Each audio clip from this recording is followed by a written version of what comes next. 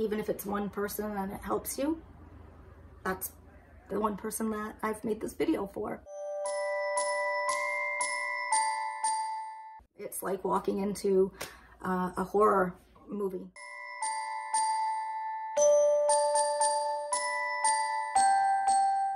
But sometimes we have to knock on those doors for the universe to open them. I am very conflict adverse, but the mama bear kicked in. Just doing a very quick check-in before I run into work, but I'm feeling pretty good today. She's still in the emergency room, the psychiatric emergency room, waiting for a bed, but I feel like things are gonna happen the way they should. I did call a hospital yesterday, so she's been in, there's 4 different hospitals she can go to. She's been to 3, and we see they haven't done the trick, so I thought I'd call the 4th one. And I know I have no pull to get her in, but I did leave a message with the person thinking maybe, because I know they have a program there, or they have a unit there that is up to 21, which she turns 21 next week, but if she could get in there before that, I thought that'd be pretty great. So anyway, that's where I'm at. Regardless of where she ends up, I'm going to believe that it's the right placement, but sometimes we have to knock on those doors for the universe to open them. So I tried to do that yesterday, but we'll see. That may have no pull, or it might. So positive thoughts, wishful thinking, and I'll let you know. She's been in that emergency room holding cell basically since Sunday. So we're still waiting, but I'm still hoping and praying that the best happens. She ends up in the best place and we get her the help she needs. I wanted to hop on and update you on what happened yesterday. I'm trying to think of where we left off. I said I was going to try to stay positive, hope that she ends up in the right place. So they ended up finding her a place in the same spot as where she was in the emergency room, which was probably my least favorite place, or I was really hoping she was going to be somewhere new, but she's not. She's in the same place that released her too soon the last time, which is why she's where she's at.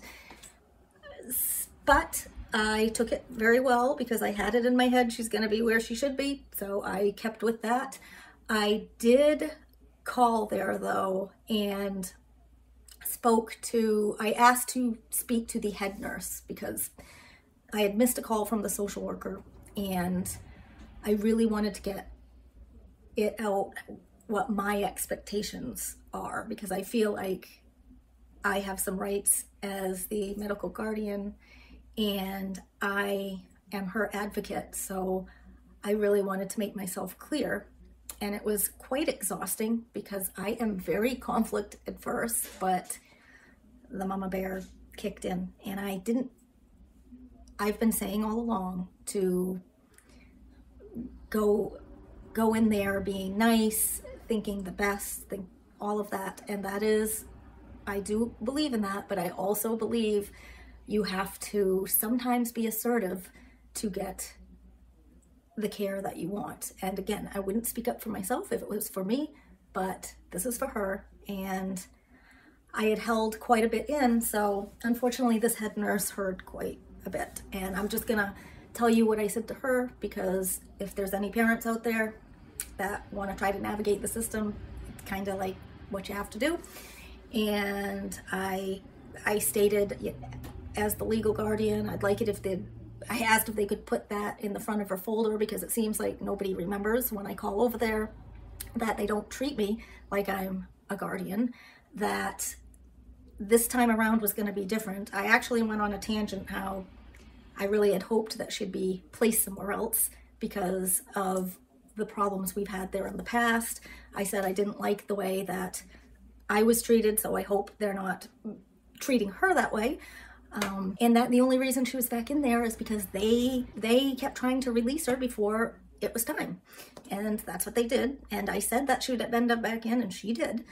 And the sad thing is, and I said this to her as well, I asked who she had for a psychiatrist, and it's the same one as before. And I said, this is the same guy that tried to get rid of her tried to release her after a week. And I was like, absolutely not. She's in too much danger. And then he did it again. And this was not calling me saying, what do you think about the release? What are we going to do for a discharge plan? None of that happened. This is him having somebody call her house to say she's being released and for them to come get her. So there was no asking, there was no discharge plan, there was no meeting. And I said, that's not going to happen again. I'm not going to have some doctor saying she's being released. And first of all, they need to call me, not call the house to tell them, yeah, you guys got to come get her. No, you call me, we discuss a discharge plan. What is your plan to discharge this child and keep her safe? That's what you have to insist upon. So I told the head nurse, I want it to be very different this time. I said, I want to know every medication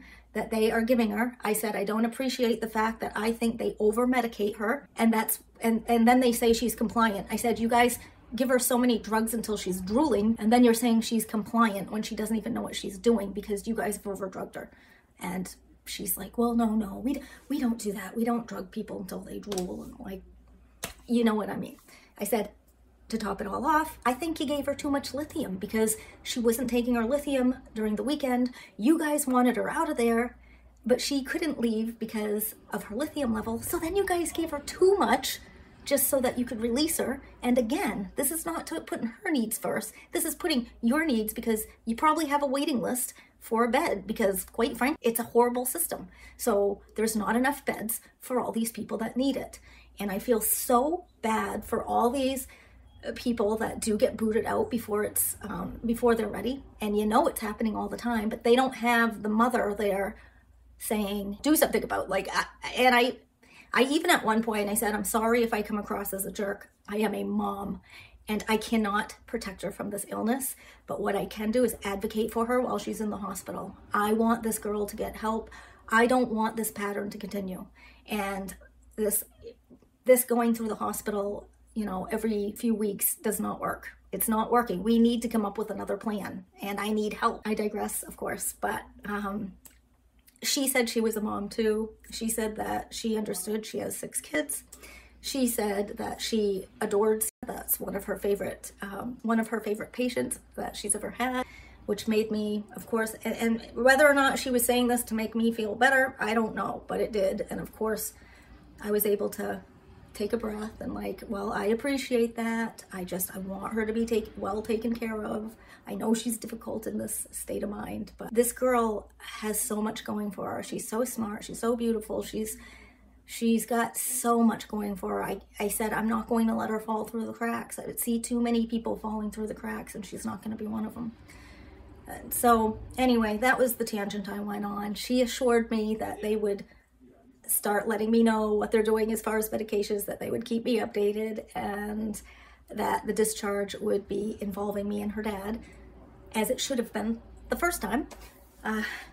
So the next day I called the social worker, and the social worker obviously had the notes that I had called the day before and said, yeah, I see you want to be kept in the loop. And she was great. She really was great. She goes, I'm actually, because I said, why did they give her a different social worker? She had just worked with this other person less than a week ago, and that seemed to go well. You know, that relationship, the social worker and her, it seemed to go well. Why did you switch it? And she says it's all to do with caseload. So again, they're just numbers. It's not who's worked with them before, so they might be more comfortable. It's a numbers game. They're a number. They're not a person per se, and that's not the social worker's fault. That's just the way they do it. I get frustrated talking about this stuff. But anyway, we had a lovely talk. It's funny, my boyfriend heard some of the talk and was like, yeah, they probably think you're crazy, because I get very, as you can see, I get very emotionally charged.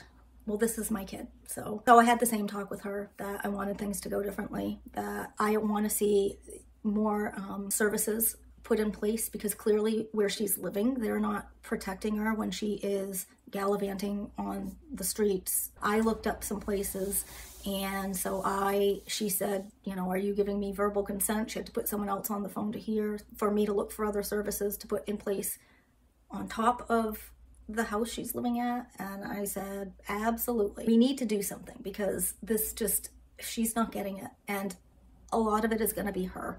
It's on her. It really is. I'm not blaming the system. It's going to take a team of people to get her to that point. So I am feeling good about that.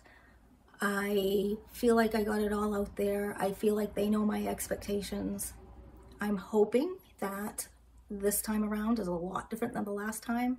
Oh, and what I wanted to say about that social worker is she's actually the one the last time that told the doctor she didn't think she was ready because she had gone to meet with her, and it was thanks to her that the stay lasted a little longer the last time she was in. So I thought, okay, well, maybe this is meant to be. Maybe it is. They don't have a great reputation, but no psychiatric hospital really does. So I'm gonna continue to think she's in the best place. She's gonna get the help she needs. I'm going to guide them to help her, and it's all going to work out. So I do feel pretty good right now about it. Of course, I will keep you updated, but that's what happened. So if any of you need to follow any of that, by all means do. Sometimes you really just have to get pushy, not in a mean way. And I almost feel like I get hysterical.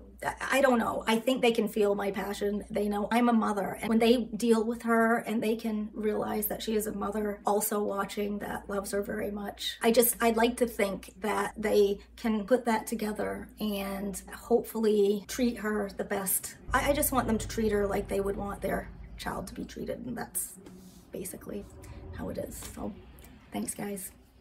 Love you as always.